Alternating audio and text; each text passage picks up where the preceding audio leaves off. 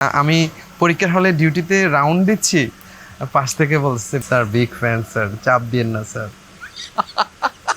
ছেলে মেয়েদের আবদার থাকে, স্যার লাস্ট পরীক্ষার দিন কিন্তু আমরা ছবি তুলবো। আমাকে তো বাঁচতে হবে, আমার ফ্যামিলির জন্য বাঁচতে হবে, আমার বাচ্চাদের জন্য বাঁচতে হবে। এখানে তো ক্যারিয়ার নাই, কিচ্ছু নাই। শেষ পর্যন্ত থালা নিয়ে ভিক্ষা করতে হবে। দিন শেষে শোনা যায় সে খাইতে পারতেছে না, তার থাকার জায়গা নাই। একটা মেয়ে বিয়ে দিবেন একজন আর্টিস্টের সাথে। থিয়েটার শুরু করেছি আমি 2008, 2007-08। সো অনেক লং জার্নি আসলে এটা, আস্তে আস্তে হয়েছে আর কি। চট্টগ্রামের পাঠ শেষ হলো, ঢাকায় আসলাম আমার গ্র্যাজুয়েশন শেষ পর্যায়ে। প্রথমে শো করলাম বিটিভিতে, একটা শো করলাম আমার দলের হয়ে সমীকরণে। ওয়ার্কশপের পরে একটা দল প্রাঙ্গণের সাথে যুক্ত হলাম। ওই দল অনেকগুলা মেম্বার, অনন্ত হীরা, হীরাবাই, নোনা আফরোজ আপু, রাজু ভাই, আমাদের রামিজ রাজু, যারা মঞ্চে দাপিয়ে বেড়াচ্ছে, এই দলটাকে পেয়ে গেলাম। আস্তে আস্তে থিয়েটারের সাথে ইনভলভ হয়ে গেলাম। এরপরে চলে আসলাম চারুনিরম, দেন চারুনিরম শেষ হলো, দেন টেলিভিশনে ডাক পাওয়া শুরু করলাম। প্রথম দিকে আমি প্রথম একটা সিরিয়ালে জনপ্রিয়তা পেয়ে গেলাম। তখন আমাকে আমার সারাউন্ডিং কক্সবাজারের আমার আত্মীয় স্বজন, আমার দক্ষিণ চট্টগ্রামের আমার নোন পার্সনগুলা সবাই আমাকে চিনতে শুরু করলো। হ্যাঁ, আমার প্রথম টিভি সিরিয়াল রাব্বু ভাইয়ের বউ, এটার ডিরেকশন ছিল ইমরাউল রাফাত ভাই, আর মেইন প্রোটাগনিস্ট ছিল হচ্ছে পার্থ বড়ুয়া। রাব্বু ভাইটা করছে পার্থদা। সো তখন আমি পার্থদার একটা পিএসের ক্যারেক্টার করতাম। রাস্তাঘাটে আমাকে এসকে এসকে বলে ডাকতো, ওই ক্যারেক্টারের নাম ধরে ডাকতো। এটা আমি টেলিভিশনে কাজ করতেছি, এর মাঝখানে আমি আফসানা মিমি আপুর একটা সিনেমাতে অডিশন দিলাম। ওই অডিশনের পরে আমি ফাইনাল কাস্টিং হলো। ওখানে একটা ক্রিকেট টিম নিয়ে গল্প, যার কারণে ওখানে অনেকগুলো ক্যারেক্টার। এর মধ্যে আমার নাম, পুরো নাম হচ্ছে আমার জয়নাল আবেদিন। একটু সংক্ষেপে ডাকতে গিয়ে আমার সহপাঠী এবং আমার কোচ ছিল খালেদ মাহমুদ সুজন ভাই। তো সুজন ভাইও এই আমার সহপাঠী থেকে শুনে আমাকে জ্যাক বলে ডাকতো একদিন। এখন জয়নাল জ্যাক, এই যে আমাকে টিমে ওয়ার্কশপে যে ডাকা শুরু করলো, মিমি আপা ডাকা শুরু করলো জ্যাক, সুজন ভাই ডাকা শুরু করলো জ্যাক, জয়নাল না হলে জ্যাক, এই দুইটা এমনভাবে ছড়াই গেল যে না, এটা না দিতে আর পারলাম না। এখন এমন একটা অবস্থা, জয়নাল বললে কেউ চিনে না, জ্যাক বললেই চিনে। আমি অসম্ভব এনজয় করি, কারণ আমি অভিনয়টাকে পেশা হিসেবে না নিয়ে আমি শিক্ষকতাকে পেশা হিসেবে নিলাম। কারণ কারণ তো অনেকেই জানে, আমি চাই না এক্সপ্লেন করতে। সো কিন্তু অ্যাজ এ টিচার, ক্লাসরুমে বলেন, স্কুলে বলেন, আমার কলিগদের সাথে বলেন, মানে প্রতিটা মুহূর্ত এনজয় করি। এত সাপোর্ট, এত ভালোবাসা, এটা বলার মতো না, বিশ্বাস করেন। যখন ডিউটি পড়ে, অন্যান্য স্কুলের স্টুডেন্টগুলো কিন্তু আমাকে অ্যাজ এন আর্টিস্ট হিসেবে চিনে, কিন্তু অ্যাজ এ টিচার ওরা যে আমাকে কাছে পাবে, আমার সান্নিধ্য পাবে, এটা হয়তো অনেকেই ভাবে নাই। এরা অনেকে কনফিউশনে থাকে, অনেকেই দেখে অবাক হয়, অনেকে তাদের অভিব্যক্তি প্রকাশ করে। ইভেন এরকমও হচ্ছে, আমি ক্লাসে আমি পরীক্ষার হলে ডিউটিতে রাউন্ড দিচ্ছি, পাশ থেকে বলছে বিগ ফ্যান স্যার। আমি বললাম যে এই চুপ থাকা, কোনো কথা বলবে না, ডাইনে বাইরে তাকাবে না, স্যার বিগ ফ্যান স্যার, চাপ দিয়েন না স্যার। তখন আপনি আসলে কি বলেন? আসলে একজন টিচার হিসেবে তো আমার তো দায়িত্ব আছে, দায়িত্বের বাইরে তো কি করব, যতটুকু একটু হেসে ওদের সফট ইয়াটা পাওয়া যায় আর কি। কারণ আসলে দিন শেষে আমরা তো ভক্তের বাইরে যেতে পারি না। যারা আমাদের ভালোবাসে তাদেরকে আমরা অগ্রাহ্য করতে পারি, সে আমার স্টুডেন্ট হোক, যেই হোক। প্রতিবারই ছেলে মেয়েদের আবদার থাকে, স্যার লাস্ট পরীক্ষার দিন কিন্তু আমরা ছবি তুলবো। আচ্ছা ঠিক আছে, তোমরা সমস্যা নেই, তোমরা মন দিয়ে পরীক্ষা দাও, আমি লাস্টের দিন তোমাদের অনেকক্ষণ টাইম দেবো, তোমরা ইচ্ছে মতো ছবি তুলো। আর অনেকেই দেখা যায় গার্ডিয়ান আনে, গার্ডিয়ান আমাকে দাঁড় করায় রেখে রিকোয়েস্ট করে, কিন্তু ওটা মিস হয় না। এটা প্র্যাকটিক্যালের পরে হোক, থিওরিটিক্যাল পরীক্ষার পরে হোক, এরা কিন্তু সেলফিটা হতেই হয়। আর আসলে ওই জায়গাটা তো এনজয় করি আমি, কারণ এই ভালোবাসা পাওয়ার জন্যেই তো একজন শিল্পীর এত কষ্ট। আমি আমার জায়গা থেকে মনে করি একজন আর্টিস্ট সে কারো কাছে নত হয় না। ট্রু আর্টিস্ট কখনো কারো কাছে নত হয় না। সে না খেয়ে মরে যাবে, সে এই ক্ষুধার্ত থাকবে, কিন্তু কাউকে বলবে না আমি না খেয়ে আছি, আমি ক্ষুধার্ত। কারণ তার ইমেজটাই হচ্ছে আসল, তার যে বাইরের অবয়বটাই হচ্ছে দেখে, ভেতরটা কেউ দেখে না। আমাদের ইন্ডাস্ট্রিতে একজন আর্টিস্টকে নিয়ে ভাবার, একজন ডিরেক্টরকে নিয়ে ভাবার তেমন কেউ নেই। যার যার মতো যে যেভাবে পারতেছে কাজ করে যাচ্ছে। Very challenging. এখানে আপনি হয় টিকতে পারবেন, নাহলে টিকতে পারবেন না, নাহলে ডেস্ট্রয় হয়ে যাবেন। কঠিন অনিশ্চয়তার মধ্যে দিয়ে যেতে হয়। কিন্তু আমাকে তো বাঁচতে হবে, আমার ফ্যামিলির জন্য বাঁচতে হবে, আমার বাচ্চাদের জন্য বাঁচতে হবে। সো আল্লাহ সহায়, প্রকৃতির এটা বলতে পারি এটা একটা বিশাল সাপোর্ট। একজন আর্টিস্ট, আমি একজন শিক্ষকতাকে পেশা হিসেবে নিয়েছি, যেটা অসম্ভব বোরিং না, একটা রুমে বসে থাকতে হয় না, যেটা কমিউনিকেশনের একটা ব্যাপার থাকে, যেখানে পারফরমেন্সের ব্যাপার থাকে, ওটা পাইছি। কিন্তু অভিনয়টাকে তো আসলে ছাড়তে পারি নাই। যখনই গ্যাপ পাই, যখনই সুযোগ পাই, যখনই হলিডে থাকে, যখনই ছুটি থাকে, পাগলের মতো ছুটে আসি অভিনয়টা করার জন্য। এটা এটা বর্ণনাতীত। আপনার যদি একজন ক্যারেক্টার আর্টিস্ট সম্পূর্ণভাবে ডিপেন্ডেন্ট হয় এই অ্যাক্টিংয়ের উপরে, আমার মনে হয় সেই যে স্নায়ু চাপ, যে টেনশন, তার যে মানে ফিউচার নিয়ে চিন্তা করতে করতেই তার সময় চলে যাবে। পারফরমেন্সটা করবে কখন? কারণ এত অনিশ্চিত। এবং প্রত্যেকটা বাজেটের মধ্যে ক্যারেক্টার আর্টিস্টদের জন্য ওই ফিক্সড বাজেটটা থাকে না, এবং সবসময় চায় এরা কমাতে। ওই জায়গা থেকে তো আপনি সার্ভাইভ করতে পারবেন না। তখন একজন ক্যারেক্টার আর্টিস্ট ভাবে আমি একটা বিজনেস করি, আমি একটা জব করি, অন্যদিকে দিতে হয়। তো আপনি অন্যদিকে দিলে তো 100% দিতে পারবেন না। সো এই জায়গাটা ভাবার কে আছে বলেন? কেউ তো নাই ভাবার, আমাদের নিয়ে ভাবার কেউ নাই। যার কারণে আমরা নিজেরাই যতটুকু পারি এই জায়গা থেকে করে যাচ্ছি। এটা এটা মারাত্মক কষ্টকর ছিল, এটা বোঝানো যেত না। প্রথমত হচ্ছে এটা রিলেটিভস, আপনি ফ্যামিলি মেম্বারকে বোঝাইতে পারবেন না। কারণ আমাদের প্রত্যেকটা ফ্যামিলিগুলা এমন স্ট্রাকচারে, এমন মেন্টালিটির, এরা মিডিয়াকে দেখতেই পারে না। প্রথমত এরা মিডিয়া হচ্ছে গুনাহ কাজের জায়গা, এটা দেখতেই পারে না। এখানে কষ্ট করে বললে উল্টা আরো কষ্ট দেয়। মিডিয়াতে কাজ করে কষ্টে আছে, ওরে মার, ওরে বের করে দে বাসা থেকে, স্টুপিড।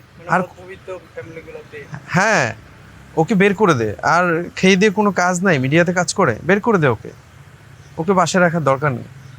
আর এতটুকু পড়াশোনা করে মিডিয়াতে যেতে হলো, সো স্যাড। কি আপনার ছেলে মিডিয়াতে কাজ করে? হ্যাঁ, আপনার ছেলে কেমিস্ট্রিতে মাস্টার্স না? ও মাই গড, আঙ্কেল কি করলেন আপনি? এটা ছেলেটাকে শেষ পর্যন্ত ধ্বংস করে দিলেন। এখানে তো ক্যারিয়ার নাই, কিচ্ছু নাই। শেষ পর্যন্ত থালা নিয়ে ভিক্ষা করতে হবে। আপনি তাড়াতাড়ি ফেরান ওকে। এটা গার্ডিয়ান এবং বিভিন্ন আত্মীয় স্বজনের কমেন্টস। কিছু করার নাই। আচ্ছা শুনেন, আমি আমার ছেলেকে কি কখনো একটা অনিশ্চিত জায়গায় যেতে দিব? বাবা হিসেবে দিতে পারি না। বাট আমাদের জায়গাটা যদি একটা ইন্ডাস্ট্রি হতো, আমাদের যদি কনফিডেন্সের একটা জায়গা থাকতো, কাজের প্রতি দায়বদ্ধতার জায়গা থাকতো, আঙ্গুল দিয়ে দেখিয়ে দিত, ওরে বাপ রে বাপ, দেখো এই ছেলে কি করতেছে, দেখো ফাইন্যান্সিয়ালি কত স্ট্রং হয়ে গেছে, দেখছো তোমার ছেলে যদি ওর মতো মিডিয়াতে কাজ করতো আজকে গাড়ি বাড়ি করে ফেলতো। কই কি করলো? এক্সাম্পল তো হচ্ছে না ভাইয়া। একজন আর্টিস্ট সারা জীবন স্ট্রাগল করে একটা ফ্ল্যাট কিনতে পারে না, একটা গাড়ি কিনতে পারে না। দেখা যায় ভীষণ জনপ্রিয় আর্টিস্ট, ভীষণ জনপ্রিয়, সবাই থাকতেছে, হাই হলো, ওরে বাপ রে বাপ, কি জনপ্রিয় আর্টিস্ট আসতেছে, ছবি তুলো, কি একটা প্রোটোকল দিয়ে। দিন শেষে শোনা যায় সে খাইতে পারতেছে না, তার থাকার জায়গা নাই। মানে এটা কতটা দুঃখজনক, এটা তো চিকিৎসার জন্য হাত পাততে হয়।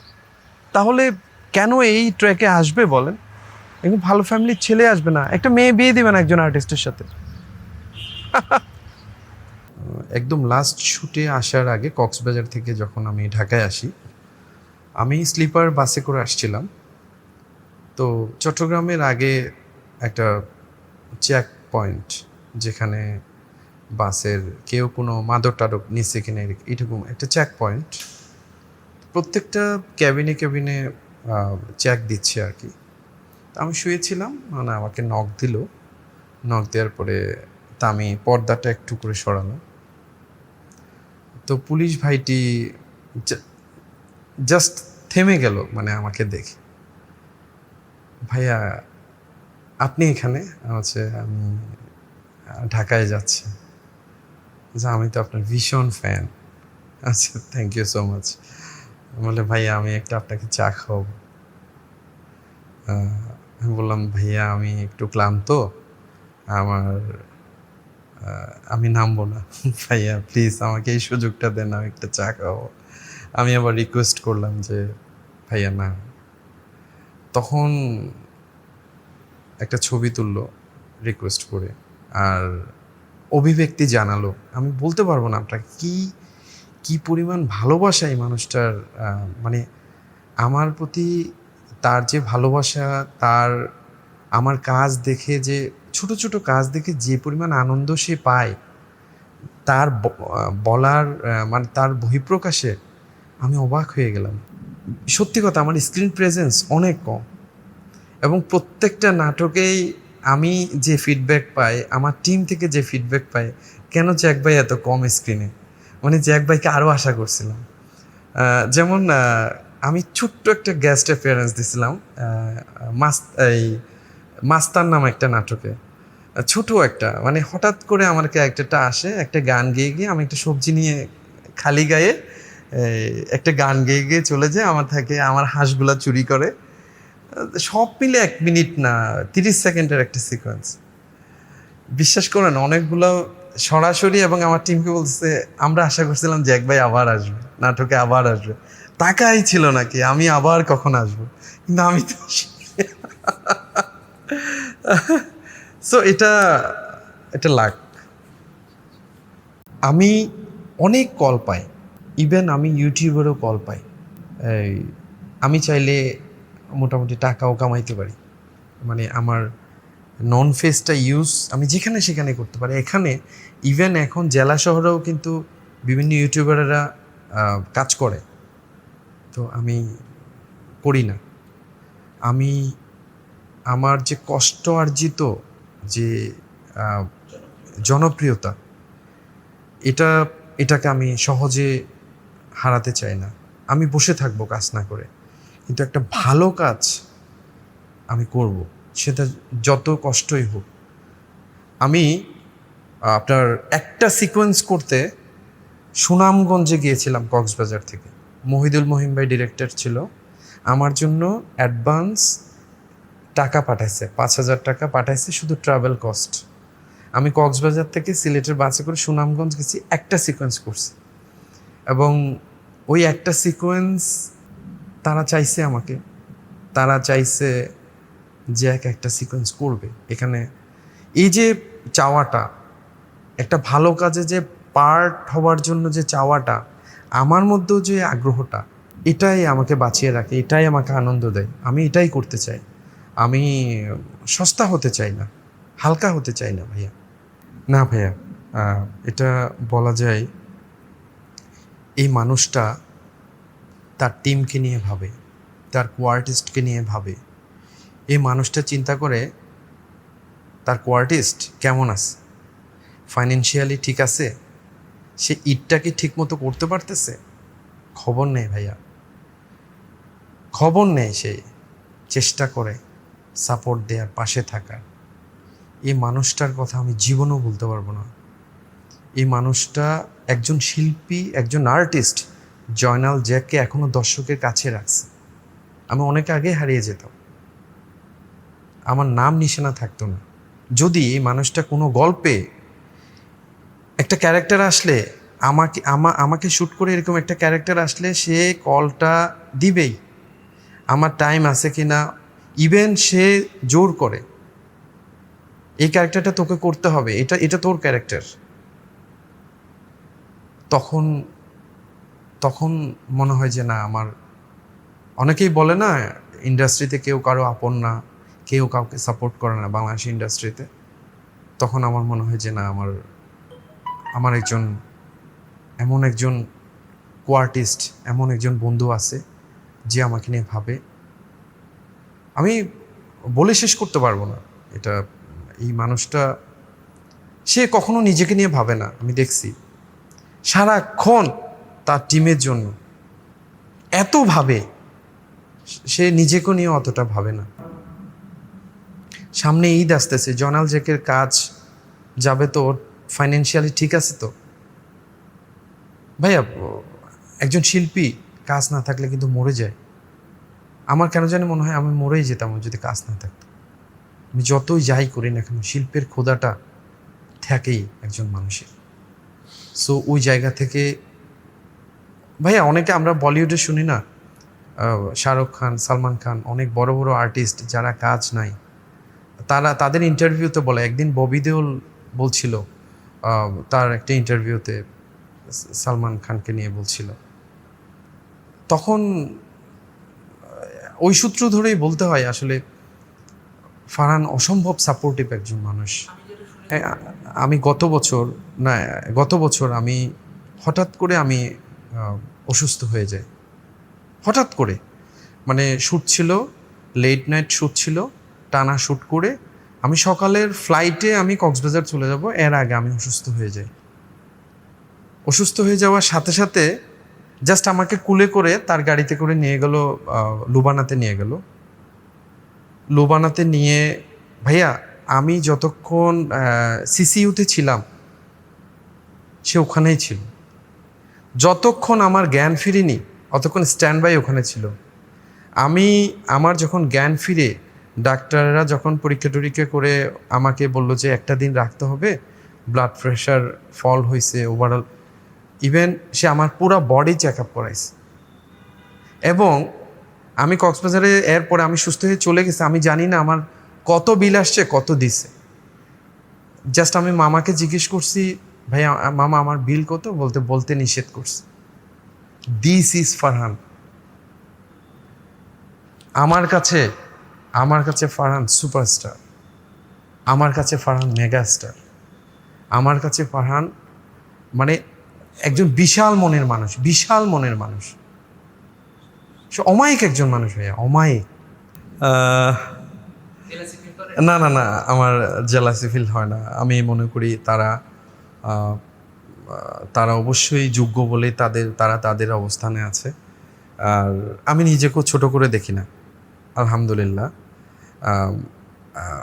পারিবারিক, ফাইন্যান্সিয়ালি, সব দিক দিয়ে আলহামদুলিল্লাহ আল্লাহ আমাকে এমন একটা জায়গায় রাখছে যেখানে অনেক হিরোই নাই, আলহামদুলিল্লাহ। এতটা সুন্দর, শক্ত এবং চমৎকার একটা অবস্থানে আমি আছি। সেটা আমার প্র্যাকটিক্যাল লাইফ, সেটা আমার কাজের জায়গা, সব দিক দিয়ে আলহামদুলিল্লাহ অনেক ভালো আছি ভাইয়া। ওই যে বললাম না ভাইয়া, কলের এটা depends on casting director, depends on character. আসলে ধরেন সাকিব ভাইয়ের সাথে আমার কাজ হয়নি, এমনও তো হতে পারে হয়তো সাকিব ভাইয়ের সাথে একটা কাজ হলে আমার এতদিনে 5টা কাজ হয়ে যেত। আমি ছোট একটা স্মৃতি বলি, আমি রায়হান রাফি ভাইয়ের সাথে 7 নাম্বার ফ্লোর নাম্বার 7 করছিলাম চরকির। এটা আমার কোয়ার্টিস্ট ছিল হচ্ছে বুবলি আপু। তো বুবলির সাথে প্রথম কাজে আমার একটা সুন্দর একটা সিঙ্ক, আমাকে খুব পছন্দ করে as an artist. Then 7 number ফ্লোরের পরে আমার সাথে বুবলি আপুর দেখা হলো দেয়ালের দেশে আমি যখন সিন করতে যাই, বিশ্বাস করেন আমি সেটে যাওয়ার সাথে সাথে আমাকে দেখেই জ্যাক কেমন আছো ভাইয়া, মানে ওয়াও, ডিরেক্টরকে বললো যে থ্যাংক ইউ, নাইস কাস্টিং। ভাইয়া মানে এটা তো অনেক বড় একটা পাওয়া, একজন কো আর্টিস্ট যখন ওয়ার্ম ওয়েলকাম করে, ডিরেক্টরকে অ্যাপ্রিসিয়েট করে ফর গুড কাস্টিং, তখন কাজটা শেষ হওয়া পর্যন্ত একটা আনন্দ থাকে। কো আর্টিস্টের সাথে একটা চমৎকার সিঙ্ক থাকে আমার। রাজ ছিল, শরীফুল রাজ। রাজ আমার অনেক ভালো একজন বন্ধু, খুব ভালো মানুষ, অসম্ভব ভালো একজন আর্টিস্ট। আমরা দেয়ালের দেশ করলাম, দেন জঙ্গলি করলাম। তো জঙ্গলিতে আমি মানিকগঞ্জে গেলাম, কক্সবাজার থেকে আমি ফ্লাইটে আসছি। এসে ফ্লাইটে আসার পরে কাস্টিং এবং প্রোডাকশন থেকে একটা উবার আমার জন্য এয়ারপোর্টে রাখছিল। আমি ওই উবারে করে মানিকগঞ্জ গেছি। তো আমাদের ডিরেক্টর যে রহিম ভাই, রহিম ভাইও চাচ্ছিল আমি যেন ক্যারেক্টারটা করি।